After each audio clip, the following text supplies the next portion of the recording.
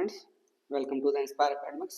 तो last class में हम मैटर इन आवर सराउंडिंग वाले चैप्टर में हम लोग कर रहे थे important terms. Some important terms हमने कर लिए थे और हमने देख लिया था कि जो मैटर होता है वो कैसे स्टेट चेंज करता है, मतलब एक स्टेट से दूसरे स्टेट में कैसे जाता है। जैसे सॉलिड हुआ, सॉलिड से लिक्विड कैसे बनता है, लिक्विड से गैसेस कैसे बनता है।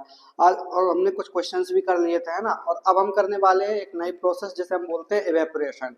तो इवेपोरेशन की प्रोसेस क्या होती है समझते हैं इसको। तो it is the process by which a liquid changes into A gas at any temperature below it's boiling point. देखो बॉइलिंग पॉइंट पे अगर कोई भी चीज लिक्विड टू वेपर में पहुंच रही है तो उसको हम बोलते हैं क्या, बॉइलिंग पॉइंट, या फिर उसका बॉइलिंग बोल देते हैं। बट इसको इस प्रोसेस को क्या बोल रहे हैं, इवेपोरेशन। क्यों बोल रहे हैं, क्योंकि ये किसी भी टेम्परेचर पे हो रही है ना। बिलो द बॉइलिंग पॉइंट भी कोई भी लिक्विड गैसियस स्टेट में पहुंच रहा है, इसके लिए हम क्या बोल रहे हैं, इसको इवेपोरेशन प्रोसेस। ओके, समझ में आया। तो इसके एग्जांपल्स क्या क्या हो सकते हैं। जैसे अगर हम बात करें, नॉर्मली हम लोग कपड़े सुखाते हैं तो उसमें क्या होता है, इवेपोरेशन प्रोसेस होती है। तो evaporation of water from wet clothes, यानी कि क्या हो जाता है, वाटर होता है वो इवेपोरेट हो जाता है, क्लोथ्स हमारे ड्राई हो जाते हैं। जैसे अगर हम देखें गर्मियों के सीजन में जल्दी ड्राई हो जाते हैं, और अगर वहीं देखें सर्दियों के सीजन में थोड़ा लेट होते हैं, है ना, लेकिन इवेपोरेट हो जाते हैं। और दोनों ही सीजन में हमें पता है कि जो वाटर का बॉइलिंग पॉइंट जो 100 होता है, 100 डिग्री सेल्सियस, तो वो वहां तक तो नहीं जाता है टेम्परेचर, बट बहुत कम रहता है, हाफ, मतलब हम बोल सकते हैं 40-45 डिग्री सेल्सियस के अराउंड रहता है। बट फिर भी क्या होता है, इवेपोरेशन होता है वहां पे। और उसी प्रोसेस की वजह से हमें देखने को मिलता है क्या, ये जो हमारे क्लोथ्स हैं वो वेट से ड्राई हो जाते हैं। ओके, अब इसके बाद नेक्स्ट एग्जांपल की अगर हम बात करें तो इवेपोरेशन ऑफ पेट्रोल। आप लोगों ने देखा होगा अगर कि कहीं ओपनली हम रख देते हैं पेट्रोल को, इसीलिए हम लोग क्या करते हैं कि हमेशा बोटल्स में स्टोर करते हैं, या फिर डायरेक्टली जो वाटर जो हमारा टैंक होता है उसका, है ना, बाइक का या फिर कार का, उसमें हम डायरेक्ट डलवाते हैं, ऐसे ओपनली नहीं रखते हैं, क्योंकि उसमें जो इवेपोरेशन की प्रोसेस होती है वो बहुत फास्ट होती है। ओके, तो इवेपोरेशन ऑफ पेट्रोल भी हम बोल सकते हैं, इसका एग्जाम्पल है। और हम और भी बहुत सारी चीजें हैं, जैसे और भी गैसेस हैं, है ना, या लिक्विड्स हैं। ऐसे बहुत सारे लिक्विड्स हैं, जैसे डीजल हुआ या फिर कैरोसिन ऑयल हुआ, तो ये सारे क्या है, इवेपोरेट हो जाते हैं। और ये सारी चीजें बॉइलिंग पॉइंट के नीचे ही होती हैं। ओके, अब इसके बाद हम देखते हैं व्हाई इवेपोरेशन अकर्स, यानी कि अगर रीजन क्या है इसके पीछे का, कि इवेपोरेशन होता क्यों है ना। तो इसके पीछे का रीजन ऐसा है कि the particles of liquid have different amount of kinetic energies and those particles which are present at the surface possess comparatively higher kinetic energy as compared to those present in the bulk। यानी कि हम बोल सकते हैं, अगर suppose करो, मैं यहाँ पे समझाता हूँ आपको। जैसे यहाँ पे हमारे पास क्या है, एक बीकर दिया हुआ, या फिर हमने बोल दिया कोई बाल्टी है, जो भी है, यहाँ पे हम गैस बोल सकते हैं कि यहाँ पे वाटर रखा हुआ है। ओके, अगर हम यहाँ पे देखें कि ये वाटर है, तो ये क्या है, हमारे पास बल्क में पानी है ना। और यहाँ पे हम देख रहे हैं कि ये सरफेस है, तो सरफेस का जो एरिया होगा, डायरेक्ट रेज पड़ रही है इस पे, तो इसका टेम्परेचर क्या होगा, टेम्परेचर हम बोल सकते हैं क्या होगा, इसका ज्यादा होगा। टेम्परेचर यहाँ पे इंक्रीज होगा, तो जब इंक्रीज होगा टेम्परेचर, तो उसकी वजह से क्या होगा, जो बाहर की सबसे ऊपर वाली लेयर है, तो उसका क्या होता है, वो गैसियस फॉर्म में ट्रांसफॉर्म हो जाती है, या फिर हम बोल सकते हैं जो वेपराइज हो जाती है ना। लिक्विड फेज में है यहाँ पे, बट लिक्विड फेज से क्या पहुंच रहा है, गैसियस फेज में पहुंच रहा है। इसीलिए हम क्या बोल रहे हैं इसको, कि ये इसके लिए बॉइलिंग पॉइंट पहुंचना जरूरी नहीं है, बस बाहर की जो लेयर है, मतलब सबसे ऊपर वाली लेयर है, उसको क्या है, टेम्परेचर इंक्रीज कर देते हैं, जिसकी वजह से क्या हो रहा है, यहाँ पे जो लिक्विड है वो गैसियस स्टेट में पहुंच जा रहा है। तो ये हमारे पास रीजन है इसका। ओके, इसके अलावा अगर हम देखें तो इससे क्या होता है, therefore these higher kinetic energy particles from surface are able to break away from the force of attraction of other particles and get converted into vapours. यानी कि ये क्या होगा, वेपर्स में ये कन्वर्ट हो जाते हैं।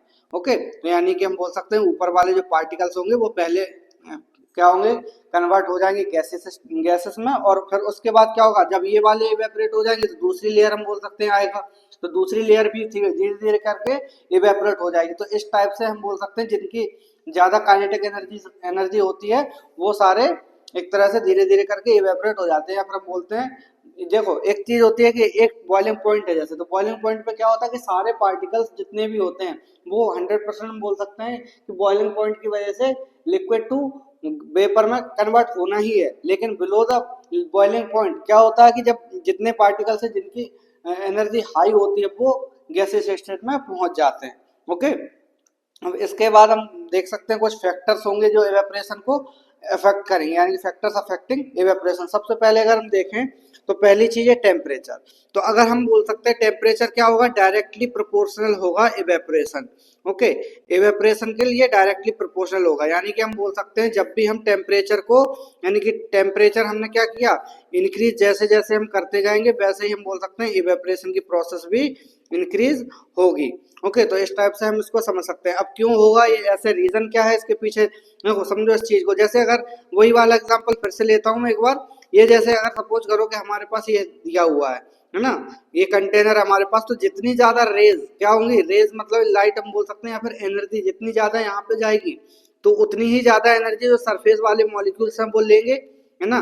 जितनी ज्यादा यहाँ पे एब्जॉर्ब करेंगे एनर्जी को, तो उनकी जो एनर्जी है वो इंक्रीज होगी, और उतना ही फास्ट हम बोल सकते हैं ये इवेपोरेशन में पार्टिसिपेट करेंगे। ओके, तो इवेपोरेशन में पार्टिसिपेट करेंगे, क्यों करेंगे, क्योंकि इनकी एनर्जी उतनी ही जल्दी हाई होगी, क्योंकि इनका टेम्परेचर जो है वो इंक्रीज हम करवा रहे हैं। ओके, जब टेम्परेचर इंक्रीज होगा तो जो रेज होंगी, जो सनलाइट होगी, वो उसमें क्या होगा, एनर्जी ज्यादा होगी। जब एनर्जी ज्यादा होगी तो एब्जॉर्बिंग एनर्जी भी ज्यादा हो जाएगी यहाँ पे जो सरफेस वाले मॉलिक्यूल्स उनके पास। तो जब एनर्जी ज्यादा हो जाएगी तो हम बोल सकते हैं कि इवेपोरेशन हो जाएगा यहाँ पे। दूसरी चीज अगर हम देखें सरफेस एरिया, तो सरफेस एरिया भी क्या होता है, डायरेक्टली प्रोपोर्शनल होगा इवेपोरेशन के। ओके, तो ये हम समझ सकते हैं। अब ये इसको समझो कैसे होगा, जैसे सपोज करो कि यहाँ पे हमारे पास क्या दिया हुआ है, एक ये ब्लैक कलर का कुछ है ना, ये क्या है हमारे पास, ब्लैक कलर का कोई सा भी बोल सकते हैं मटेरियल हमने ले लिया, जिसके पाइप बोल दो या फिर कुछ भी। तो यहाँ पे हमने वाटर रख दिया, अब यहाँ से हमारे पास रेज आ रही हैं, है ना, और यहाँ से हमने क्या किया, ब्लैक कलर का ही ये यहाँ से ले लिया हमने, है ना। ओके, तो इसे हम क्या बोल रहे हैं कि यहाँ पे हमने इसको वाटर, इसमें वाटर ले लिया, तो क्या होगा यहाँ पे सरफेस एरिया ज्यादा। ओके, सरफेस एरिया क्या है यहाँ पे, ज्यादा है, और यहाँ पे क्या है, सरफेस एरिया यहाँ पे लेस है। ओके, तो यहाँ पे हम बोल सकते हैं कम सरफेस एरिया है। हम सिर्फ ऊपर ऊपर वाले मॉलिक्यूल्स की बात कर रहे हैं, हम ये साइड वाले मॉलिक्यूल्स की बात नहीं कर रहे हैं अभी, है ना। और ये वाली दूसरी चीज जो कि हम फैक्टर को नहीं कंसीडर कर रहे हैं वो ये कि सनराइज, जैसे सन की जो रेज हैं वो आएंगी और वो ये जो ब्लैक हमने कोटिंग कर रखी है वो एब्जॉर्ब करेगी। एब्जॉर्ब करवाने के लिए मैंने सीधा से ये मतलब है कि ये एब्जॉर्ब कर रहे हैं और वाटर को लेके ये एनर्जी इंक्रीज करवा रहे हैं उसकी, है ना, काइनेटिक एनर्जी। तो इसीलिए बस मैंने ब्लैक कलर का ये कंसीडरेशन किया है यहाँ पे। अब इसको समझते हो, सरफेस एरिया जैसे इंक्रीज होगा तो जो पार्टिकल्स हैं वो ज्यादा फ्रीली घूम पाएंगे ऊपर वाले। अगर हम इसकी कंपैरिजन में देखें तो इसमें क्या है, पहले वाले में हम देख सकते हैं कि सरफेस एरिया में इसमें थोड़े से ही पार्टिकल्स जो हैं वो डायरेक्टली कॉन्टेक्ट में है, हम बोल सकते हैं किसके, एटमॉस्फेयर के जितने ज्यादा डायरेक्ट कांटेक्ट में पार्टिकल्स होंगे उतने ही ज्यादा जल्दी इवेपोरेशन की प्रोसेस पार्टिसिपेट करेगी। ओके, तो इस टाइप से हम समझ सकते हैं कि सरफेस एरिया क्या होगा, इवेपोरेशन के डायरेक्टली प्रोपोर्शनल होगा। ओके, थर्ड हम बात करते हैं ह्यूमिडिटी की। तो ह्यूमिडिटी क्या होता है, देखो ह्यूमिडिटी होता है एक तरह से मॉइस्चर जो कि एयर में कैप्चर रहता है, या फिर हम इन्वायरमेंट में बात करें, अपने इन्वायरमेंट में क्या होता है, जो वाटर के कंटेंट है वो, अगर वाटर का कंटेंट इन्वायरमेंट में बढ़ेगा तो उसकी वजह से क्या देखने को मिलेगा हमें, इवेपोरेशन की प्रोसेस स्लो हो जाएगी। ओके, तो इवेपोरेशन क्या हो जाएगा हमारे पास, स्लो, यानी कि हम बोल सकते हैं कि जितना ज्यादा ह्यूमिडिटी होगा उसका रिवर्स हो जाएगा इवेपोरेशन, यानी इवेपोरेशन क्या हो जाएगा, रिवर्स हो जाएगा उसका, यानी कि उल्टा हम बोल सकते हैं humidity is inversely proportional to the evaporation. Okay, इस टाइप से हम इसको समझ सकते हैं। ओके, और अगर एग्जांपल समझे इसका, जैसे सपोज करो कि रेनी सीजन है हमारा, रेनी सीजन क्या होता है, रेन मतलब बारिश हमारी गिर रही है, तो उस टाइम पे क्या होता है कि जब क्लोथ्स हम सुखाने जाते हैं, है ना, तो क्लोथ्स को हम सुखाने के लिए क्या लगता है, टाइम ज्यादा लगता है। क्यों लगता है टाइम, क्योंकि जो ह्यूमिडिटी होती है वो ज्यादा होती है उस टाइम पे। और अगर हम वही बात करें दूसरी जगह पे कि हम अगर समर की बात करते हैं तो समर में क्या होता है, या फिर नॉर्मल डे की भी बात करें, रेनी सीजन में नॉर्मल डे होता है, और जो जिस दिन बारिश हो रही है उस दिन की बात करें तो फिर दोनों में बहुत डिफरेंस हो जाता है। तो इसमें क्या होगा, इसमें टाइम कम लगेगा किसको, ड्राई क्लॉथ होने, वेट टू हम बोल सकते हैं ड्राई क्लोथ्स। ओके, तो इसमें क्यों लगता है ज्यादा, क्योंकि हम बोल सकते हैं ह्यूमिडिटी का इफेक्ट वहां पे देखने को मिलता है। यहाँ पे क्या हो जाएगा, यहाँ पे ह्यूमिडिटी क्या बोल सकते हैं, इवेपोरेशन की उल्टी होती है, यानी कि जितनी ज्यादा ह्यूमिडिटी होगी इवेपोरेशन उतना ही कम देखने को हमें मिलेगा। इसीलिए रेनी सीजन में जो होता है वो पानी मतलब जो क्या होता है हमें देखने को मिलता है, इवेपोरेशन की प्रोसेस वो स्लो हो जाती है और समर के टाइम पे फास्ट होती है ना। अब इसके बाद हमारे पास एक और फैक्टर है जो कि हम बोल सकते हैं विंड स्पीड। तो विंड स्पीड क्या होगा, जैसे तो सपोज करो कि हमारे पास ये कोई कपड़े हैं सूखने के लिए, है ना, तो सूखने के लिए कपड़े यहाँ से अगर विंड जाएगी, है ना, तो विंड जैसे जैसे जाएगी तो ये क्या होगा, विंड स्पीड जितनी ज्यादा होगी तो हम बोल सकते हैं इवेपोरेशन की प्रोसेस भी उतनी ज्यादा हो जाएगी, है ना। इवेपोरेशन की प्रोसेस क्या हो जाएगी, इंक्रीज हो जाएगी यहाँ पे। अब कैसे हो जाएगी इंक्रीज, हम बोल सकते हैं, देखो रीजन क्या है इसके पीछे का, जितनी ज्यादा विंड जाएगी इसके ऊपर उतने ही पार्टिकल्स क्या होंगे, हम यहाँ से बाहर की साइड निकलेंगे, यानी कि ड्रॉपलेट्स जो है ड्रॉपलेट्स के तौर पे यहाँ पे निकलने लगेगा, है ना। और अगर हम देखें तो जैसे हम लोग कभी कभी वो करते हैं, जैसे हमारे शूज या फिर कपड़े गीले रह जाते हैं तो घर के अंदर ही बोल सकते हैं ड्राई क्लीन करवाते हैं, या फिर बाहर भी हम करवाते हैं ड्राई क्लीन। या फिर हम बात करें जैसे जैसे हेयर ड्रायर की, तो हेयर ड्रायर से भी हम क्या करते हैं, कभी कभी ट्राई करते हैं कि उसकी स्पीड अगर हम इंक्रीज कर दें या फिर फैन के नीचे हम डायरेक्टली रख दें अपने जो क्लोथ्स होते हैं उनको, तो वो जल्दी से सूख जाते हैं। ओके, तो इस टाइप से हम इसके लाइव एग्जांपल्स या रियल लाइफ एग्जांपल्स हम देख सकते हैं कि विंड स्पीड इंक्रीज करने से इवेपोरेशन की प्रोसेस भी बढ़ जाती है, यानी कि डायरेक्टली प्रोपोर्शनल होगा विंड स्पीड इवेपोरेशन के। ओके, अब इसके बाद अगर हम देखें तो और इफेक्ट्स क्या क्या हो सकते हैं, है ना। इवेपोरेशन की वजह से इफेक्ट्स कौन सा पड़ता है, तो इवेपोरेशन की वजह से हम देख सकते हैं कि कूलिंग का इफेक्ट पड़ता है। तो हम यहाँ पे पढ़ेंगे cooling effects due to the evaporation. अब ऐसा कैसे हो सकता है, कैसे पॉसिबल है कि कूलिंग इफेक्ट देता है, देखो समझो इस चीज को। When we put some perfume और एसीटोन और petrol on our palm it evaporates very fast being volatile, यानी कि ये वोलेटाइल होता है, इसकी वजह से क्या हो रहा है, इवेपोरेशन की प्रोसेस होती है। हमें वैसे भी पता है कि एसीटोन होगा या परफ्यूम होगा या फिर पेट्रोल जो होता है वो हमें पता है क्या होता है, ये इवेपोरेशन में पार्टिसिपेट करते हैं। ओके, और इसके अलावा अगर हम देखें during evaporation particles of the liquid absorbs energy from the surface of the palm to compensate the loss of energy, यानी कि इसकी वजह से क्या होगा, हमारा जो पाम है या फिर हम कहीं अपनी बॉडी के किसी भी ऑर्गन पर अगर लगा के देखें तो उसमें क्या होगा कि एनर्जी वहां की वो एब्जॉर्ब कर लेगा। तो जब वो एब्जॉर्ब करेगा, क्यों करेगा, जिससे कि वो कंपनसेट कर पाए लॉस ऑफ एनर्जी को, है ना। तो हमारी जो पाम की एनर्जी है उसको बोल सकते हैं एब्जॉर्ब कर लेगा। तो एब्जॉर्ब करने की वजह से क्या होगा, हमारे जो टेम्परेचर है बॉडी का वो कम हो जाएगा, मेकिंग द सराउंडिंग कूल, यानी सराउंडिंग क्या, हमारा जो पाम होगा वही, है ना। This is why our palm feels cold and it is known as cooling effect of evaporation, यानी कि ये क्या बोला सकते हैं हम इसको, इवेपोरेशन के इफेक्ट इसको बुला सकते हैं। दूसरी चीज अगर हम देखें तो daily life example of this effect, daily life में अगर हम बात करें तो देखो सनी डे में क्या होता है, जैसे गर्मियों के सीजन में अगर हम देखें समर सीजन में, तो उसमें क्या बोल सकते हैं, in sunny days people sprinkle water on the roof or open ground because the large latent heat of vaporization of water helps to cool the hot surface, यानी कि हम क्या करते हैं, कभी कभी रूफ को अपने को ठंडा कर रखने के लिए ये एक तरह से स्प्रिंकलिंग करते हैं वाटर की। जब स्प्रिंकलिंग करते हैं या फिर ग्राउंड में भी स्प्रिंकलिंग करते हैं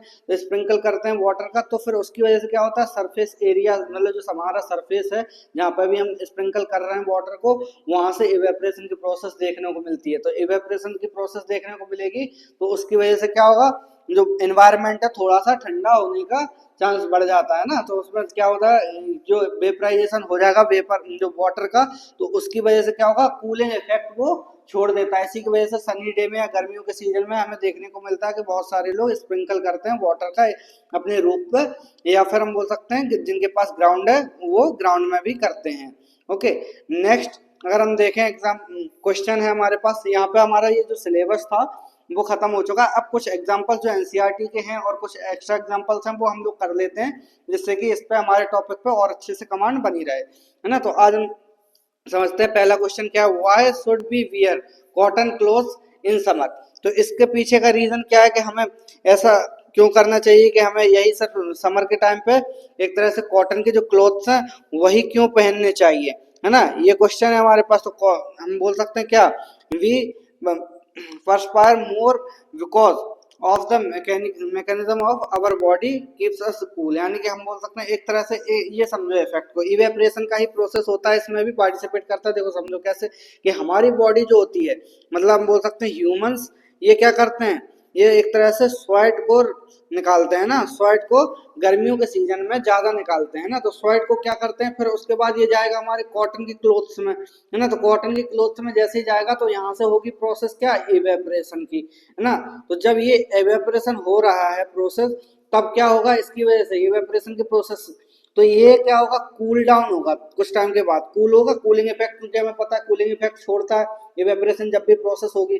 तो वेपराइजेशन की वजह से क्या हो रहा है, कूलिंग इफेक्ट क्लोथ्स पे आ रहा है, जिसकी वजह से हमारी जो सरफेस है, क्या बोल सकते हैं हम, जो हमारी स्किन है उसको क्या लगता है कि ठंडा ठंडा फील होता है। इसी की वजह से हम कॉटन के क्लोथ्स पहनते हैं। और कॉटन के ही क्यों पहनते हैं, और क्यों नहीं पहन सकते, क्योंकि इसमें जो इवेपरेशन की प्रोसेस है वो फास्ट देखने को मिलती है, कॉटन के क्लॉथ्स में इवेपरेशन की प्रोसेस फास्ट देखने को मिलती है, जिसकी वजह से हम ये कपड़े प्रेफर करते हैं। ओके, अब अगर हम बात करें नेक्स्ट क्वेश्चन की, तो नेक्स्ट है हमारे पास, why do we see water droplets on the outer surface of a glass containing ice cold water, यानी कि अगर आपने नोटिस किया होगा, अगर कोल्ड वाटर को हम ऐसे ग्लास में अगर ले लें तो बाहर की साइड में ऐसे ड्रॉप्स बन जाते हैं वाटर के, है ना। अब ऐसा क्यों होता है, ऐसा हम बोल सकते हैं फिर से वही रीजन है क्या, इवेपरेशन। ओके, तो इवेपरेशन की वजह से ये इफेक्ट देखने को मिलता है। क्यों देखने को मिलता है, क्योंकि हमें पता है कि बाहर के जो इन्वायरमेंट है वो थोड़ा सा गर्म होता है ना, उसको ठंडा करने के लिए, एक तरह से काउंटर करने के लिए क्या होता है कि यहाँ के जो ड्रॉपलेट्स हैं वो यहाँ पे पहुंच जाते हैं। ओके, या फिर हम बात कर सकते हैं इसके बारे में क्या, कि इसकी सरफेस को ठंडा, ये जो सरफेस है इस साइड वाली, इसको भी ठंडा रखने के लिए एक तरह से इवेपोरेशन प्रोसेस पार्टिसिपेट करती है यहाँ पर। तो इसलिए क्या होता है कि ये दोनों साइड, यानी कि इस साइड क्या होता है, जो हमारे पार्टिकल्स हैं वाटर के वो यहाँ भी पहुंच जाते हैं। नेक्स्ट क्वेश्चन है हमारे पास, why does desert cool better on hot dry day, या फिर दूसरा क्वेश्चन अगर हम देखें, why how does water kept in an earthen pot, मटका बोलते हैं जैसे, बिकम कूल ड्यूरिंग समर, यानी कि हम बोल, क्वेश्चन क्या है समझो, डेजर्ट कूलर जो होता है जिसमें पानी हम भरते हैं और कूलर हम चलाते हैं, उसमें क्या होता है कि हॉट ड्राई डेज में हम लोग उसको यूज क्यों करते हैं। दूसरा क्वेश्चन, मटके में पानी ठंडा होता क्यों है, तो हमें पता है क्या, ये when a liquid evaporates, the particles of the liquid absorbs energy from the container to to compensate the loss of energy during the evaporation. This makes the surrounding cool, यानी कि अगर हम इसकी भी बात करते हैं या फिर अगर मटके की भी बात करें, तो इसमें क्या हो रहा है, प्रोसेस इवेपोरेशन की हो रही है। कैसे हो रही है, क्योंकि अगर इसकी बात करें तो यहाँ पे जो सराउंडिंग है उसको ठंडा रखने के लिए, यानी वाटर जो है वो बाहर की साइड फेंकता रहता है, और जो हमारे बोल सकते हैं आसपास जो पानी चलता रहता है ना, तो उसकी वजह से हम बोल सकते हैं क्या होगा, इवेपोरेशन की प्रोसेस होती है, और वहां पे जो एनर्जी होगी वो लो कर देता है, या फिर हम बोल सकते हैं टेम्परेचर कम करके रखता है जो वाटर है ना। तो उसकी वजह से हमें क्या देखने को मिलता है, वहां पे इवेपोरेशन की प्रोसेस की वजह से जो हमारा हॉट ड्राई डे है थोड़ा सा हमें ठंडक का फील देता है। और उसके अलावा अगर हम दूसरा बात करें तो मटके में, तो मटके में भी सेम प्रोसेस देखने को मिलती है। ओके, नेक्स्ट क्वेश्चन है हमारे पास, why are we able to we sip hot tea और milk faster from a saucer, है ना, सॉसर देन ए कप, यानी कि कप से हम पीने के साथ साथ अगर हम सॉसर से पिए, यानी पाइप से अगर हम बात करें पीते हैं कभी कभी, तो उससे ज्यादा हेल्पफुल क्यों होता है, या फिर हम बात करें गर्म ज्यादा क्यों नहीं लगता। तो देखो इसके पीछे का रीजन क्या है कि larger surface area, larger surface area हमें पता है क्या करता है, इवेपोरेशन की प्रोसेस फास्ट कर देगा। जब इवेपोरेशन की प्रोसेस फास्ट हो जाएगी तो उसकी वजह से टेम्परेचर जो है वो कम हो जाता है। ओके, तो इसे हम समझ सकते हैं क्या, a liquid has a larger surface area in a saucer than in a cup. Okay, thus it evaporates faster and cools faster in a saucer than in a cup. For this reason we are able to sip hot tea or milk faster from a saucer than a cup, यानी कि हमारे पास reason हो गया क्या कि जो surface area होता है वो सॉसर में ज्यादा देखने को मिलता है एज कम्पेयर टू कप। जब कप में ज्यादा नहीं देखने को मिलेगा तो क्या होगा, मतलब जब सरफेस एरिया जिसमें ज्यादा होगा इवेपोरेशन की प्रोसेस उसमें जितनी उतनी ही ज्यादा फास्ट होगी। जब फास्ट होगी प्रोसेस तो हम बोल सकते हैं आराम से हम सॉसर से जो चाय है वो हम आराम से पी सकते हैं। हम इस क्लास को यहीं तक रखते हैं, तो नेक्स्ट क्लास में नेक्स्ट चैप्टर के साथ में हम मिलेंगे। तब तक के लिए बाय बाय, मिलते हैं नेक्स्ट क्लास में। So thanks for watching, like share and subscribe.